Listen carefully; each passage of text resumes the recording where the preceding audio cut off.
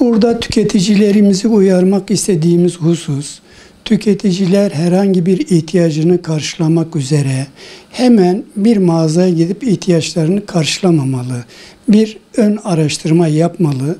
İhtiyacı olan kalite konusunda farklı bir seçenekleri de göz önüne bulundurarak, bir araştırma yaparak en doğru tespiti yapmaları gerekir.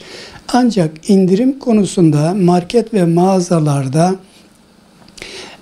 etiketler sık sık değişmesine rağmen indirimli süreçlerde tüketicinin dikkat etmesi gereken şu: bu yapılan indirim gerçek bir indirim midir? Bunu da bilebilmesi için en azından o satılan ürünün fiyatının 30 gün öncesine ilişkin fiyatının bilinmesi gerekir. Bu nedenle market ve mağazalarda veya da diğer iş yerlerinde indirimli satışlara başlandığı zaman eski fiyatıyla yeni fiyatının birlikte görünebileceği bir ortamın yaratılması kanunen zorunludur.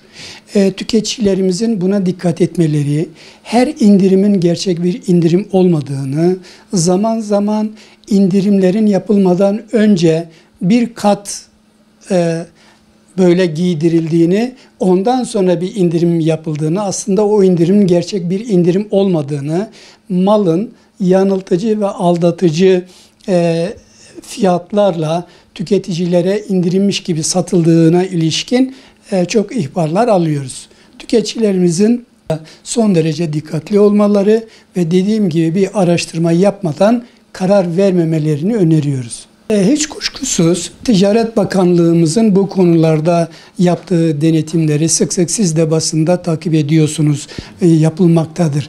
Ama bunun caydırıcı olup olmadığı hususunun dikkate alınması lazım.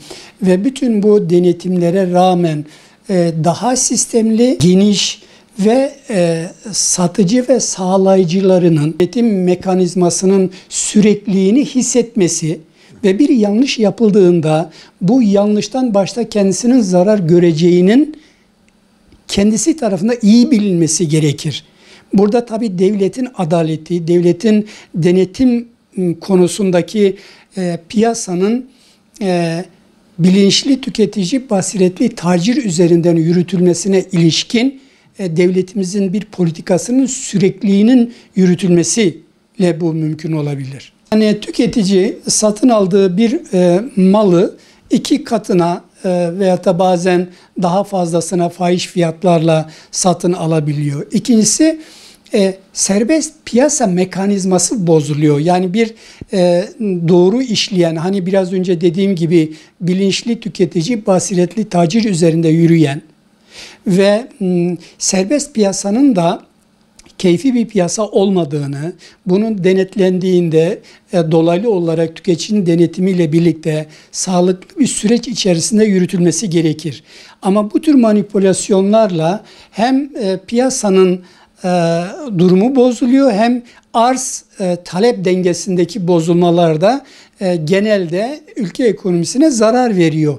Bu hem tüketiciler açısından, hem satıcı sağlayıcılar açısından, hem devlet açısından ortak bir sorumluluk gerektiren bir alandır ve bu alanda tüketici, satıcı, sağlayıcı, devlet bilinçli olarak çalışması, dediğim gibi tüm kurum ve kurallarıyla işleyen bir piyasanın yürütülmesi bakımından devletin denetimine ihtiyaç var her zaman. İkincisi, bilinçli tüketicilerimizin de satın aldığı mal üzerinden dolaylı olarak bu satın alma nedeniyle bir dolaylı denetim sahibi olduklarını ve bu denetim gücünü iyice kullanmalarını diliyoruz.